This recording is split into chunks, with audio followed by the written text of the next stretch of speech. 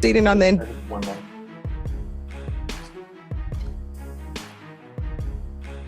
Are you proceeding on the indictment as presented?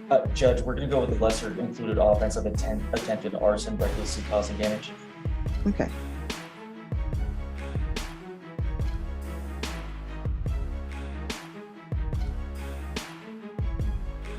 Any objection? No objection.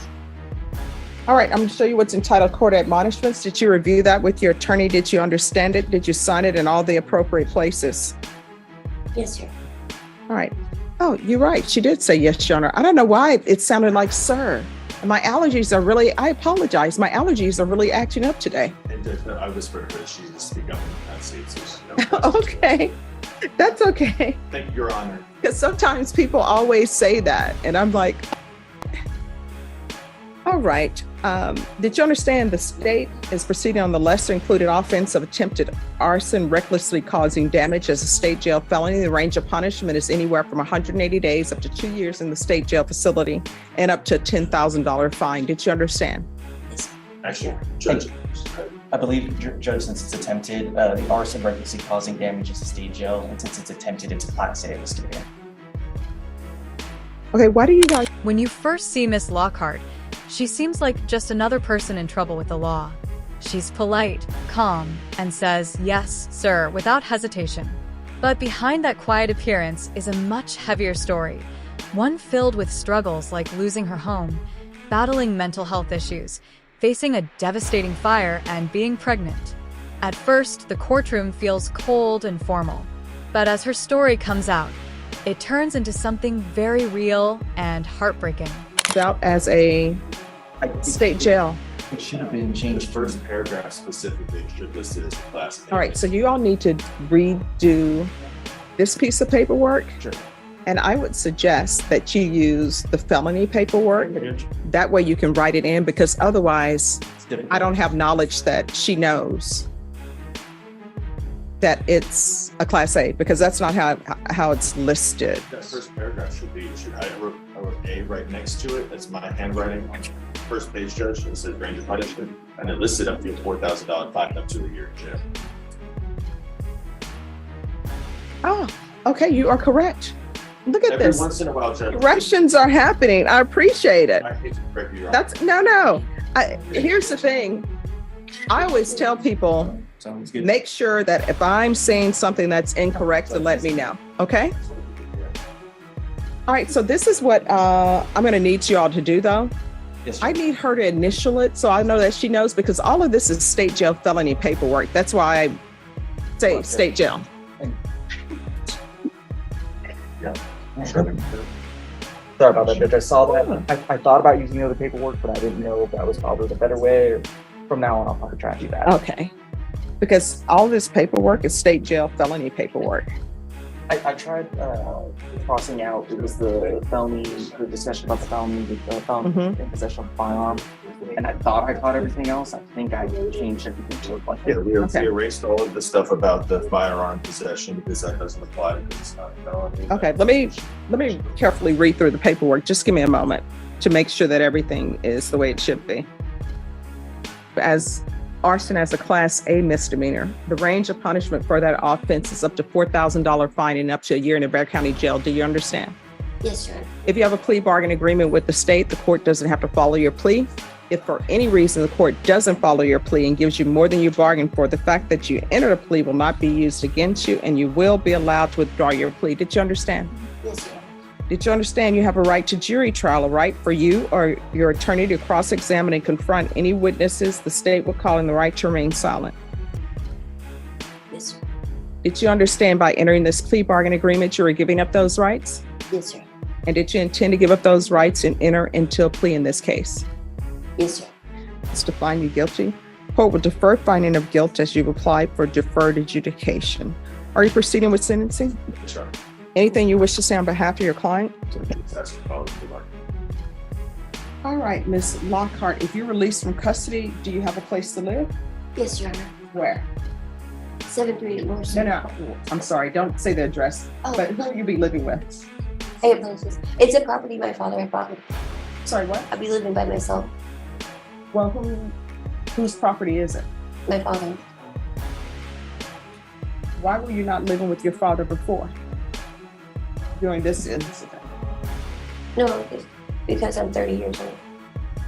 Well, no, here's the thing. I'm reading this, and it appears, rightly or wrongly, the way I'm reading it, it appears that you were homeless.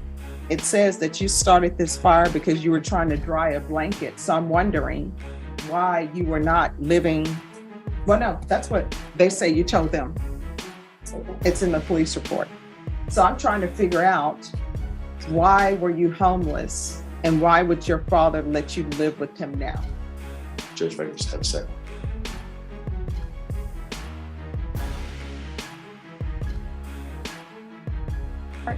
You need to be honest with me because I'm trying to figure out your conditions. And let me just tell you, one or two things are going to end up happening. If I don't believe you're going to be honest with me, this is going to be set for a PSI. You're going to be sent back to Bear County Jail. They're going to do a PSI report, and I'll get it when I get it, which will probably be within 8 weeks. So you need to answer my questions, and you need to answer my questions honestly. Now, in this police report, basically it's implying that you were homeless because it said there were clothing and other items, and that you lit this fire because you told them you were trying to dry your blanket.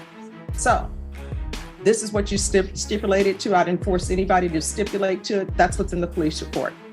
So why were you homeless if now you can live with your father? I wasn't at home, but I was not homeless. So why were you living in this field or wherever it was with your items? I have no idea. I don't know how to answer that. In this moment, you can really sense how quickly someone's life can take a wrong turn. Miss Lockhart's charge was wrongly listed as a felony, when in reality, it was only a misdemeanor. On paper, that might seem like a simple error, but for someone standing in court, it could mean spending extra years behind bars. Luckily, the judge noticed the mistake, but you can't help but wonder, what if he hadn't? Right, so why is she wearing yellow today? I'm pregnant. Okay, I just wanted to hear it. And how far along? Like 22 weeks now. Judge, I didn't mean to be presumptuous, but I have been in this court once or twice before. I did tell her she was going to be taking a parenting class, which was theoretically outside. But she understands she's going to take the parenting class going forward, because that's going to be her life. All right, and is she on medications at the jail? Yes, Judge. She was not on her medication at the time. Now she is on her medication. She's frankly alive. She's definitely competent at this point in time. At the time, she was not being rational, but at this time, she is. It becomes clear why she ended up homeless. It's not just a legal issue, it's personal. When asked about it, she doesn't give a clear answer. She hesitates, saying softly, "I don't know how to answer that." It's not that she's trying to avoid the question.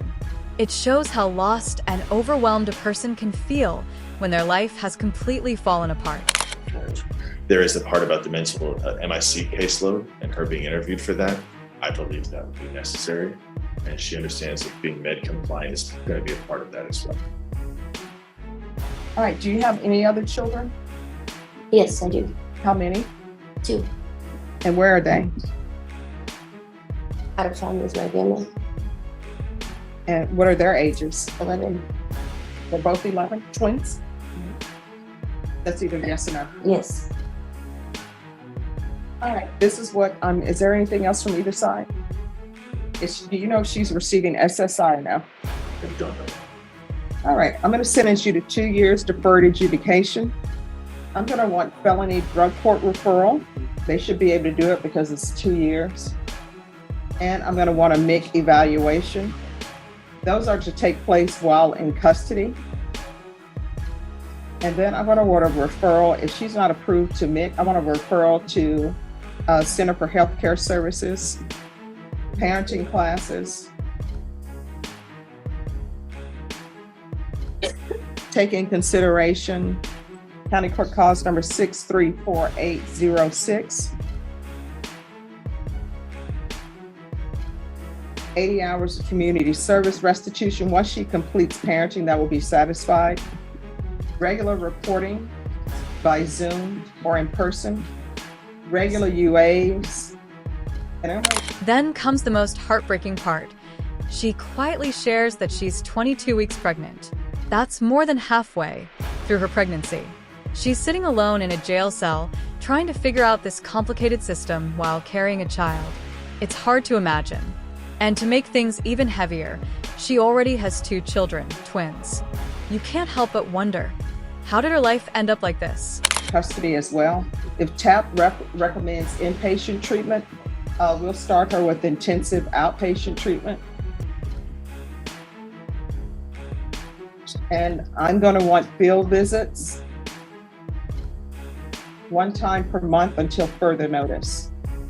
Probation will do proof of employment within 30 days of release,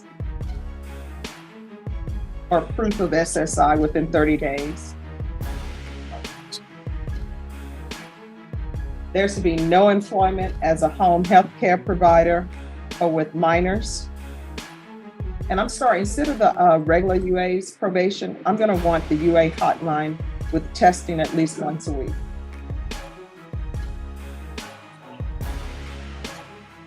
Probation, is there anything else she needs? No, you're not. Is there anything else you need from the court to be successful? No, you're not. Counsel, do you think there's anything else your client needs? There's nothing else she needs, Judge. We asked the evaluations be done when she's out of custody. All right, that will be denied. I'm going to show you what's entitled Trial Court Certification of Defendant's Rights to Appeal. Did you review that with your attorney? Did you understand it, and did you sign it?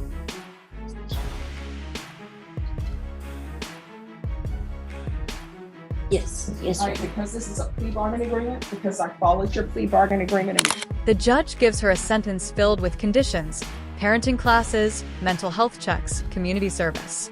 It's not just about punishment. It's a chance to get her life back on track. But that chance depends on her following every step. And that's not a sure thing. What really stands out is how much her future depends on staying on her medication and keeping her mental health stable. And honestly, that's a fragile line that could break at any moment. So you do not have the court's permission to appeal. Do you understand?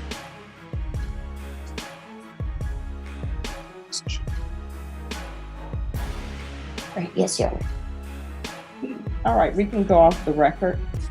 Was she not approved for mental health court? Honestly, can't tell off the top of my head, Judge. Since she's been in custody this time, we've conferred with the DA, and this was the attempt. She's got quite a bit of time. So this is our agreement that we've reached. All right. She was approved. I know that she's being evaluated for mental at the MIC caseload. Mhm. Being that it's a misdemeanor, but mental health court, I don't think that was the approach, because it wasn't an option to be a misdemeanor until we talked about it last week.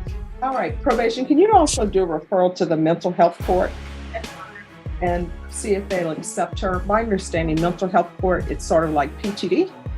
So if they accept her and she completes it, then this will be as though it never happened. So counsel. In the end, there's a small but real sign of hope. The judge offers her a chance to enter mental health court. If she qualifies and finishes the program, it'll be like this case never existed. That's more than just a legal break. It's a real second chance. A chance to rebuild her life, to be a mother again, and to start healing.